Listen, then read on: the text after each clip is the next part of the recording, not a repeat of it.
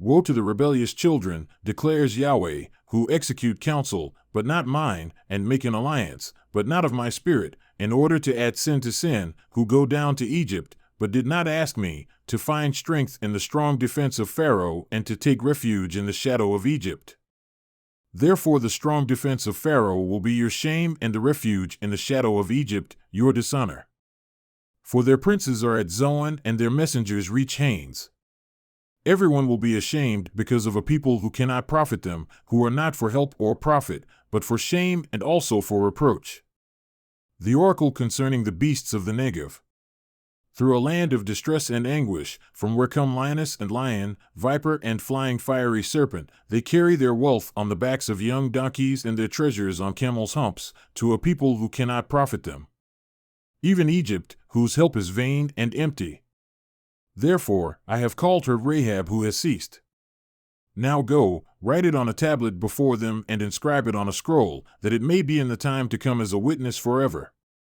For this is a rebellious people, false sons who are not willing to listen to the law of Yahweh, who say to the seers, you must not see, and to those who have visions, you must not behold visions for us of what is right, speak to us pleasant words, behold visions of illusions.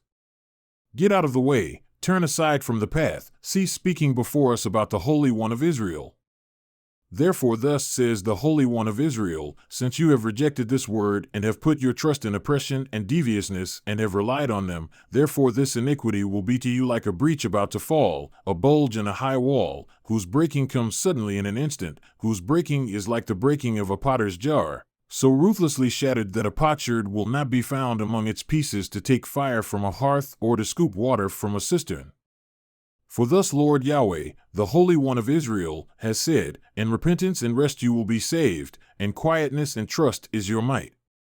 But you were not willing, and you said, no, for we will flee on horses, therefore you shall flee. And we will ride on swift horses, therefore those who pursue you shall be swift. 1,000 will flee at the threat of one man. You will flee at the threat of 5, until you are left as a flag on a mountain top and as a standard on a hill. Therefore Yahweh waits with longing to be gracious to you, and therefore he is on high to have compassion on you. For Yahweh is a God of justice. How blessed are all those who wait for him. O people in Zion, inhabited in Jerusalem, you will weep no longer. He will surely be gracious to you at the sound of your cry. When he hears it, he will answer you. The Lord has given you bread of distress and water of oppression. He, your teacher, will no longer hide himself, but your eyes will see your teacher.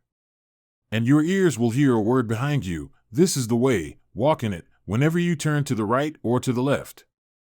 And you will defile your graven images overlaid with your silver, and your molten images plated with your gold. You will scatter them as an impure thing and say to them, be gone. Then he will give you rain for the seed which you will sow in the ground, and bread from the produce of the ground, and it will be rich and fat. On that day your livestock will graze in a roomy pasture. Also the oxen and the donkeys which work the ground will eat salted fodder, which has been winnowed with shovel and fork.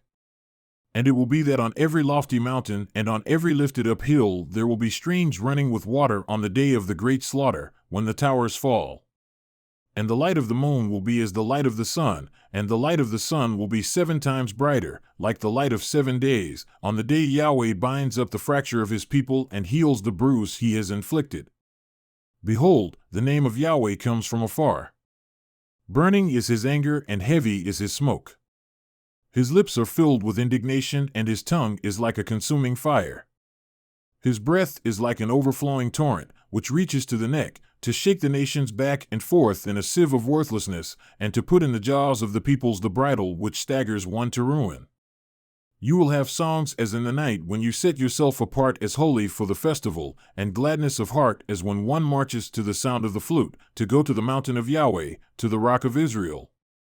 And Yahweh will cause his splendid voice to be heard, and the descending of his arm to be seen in raging anger, and in the flame of a consuming fire, in cloudburst, downpour, and hailstones.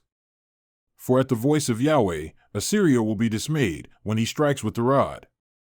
And every blow of the appointed staff, which Yahweh will cause to rest upon him, will be with the music of tambourines and lyres. And in battles, waving weapons he will fight them. For Topheth has long been ready, indeed, it has been prepared for the king. He has made it deep and large, a pyre of fire with plenty of wood. The breath of Yahweh, like a torrent of brimstone, sets it afire.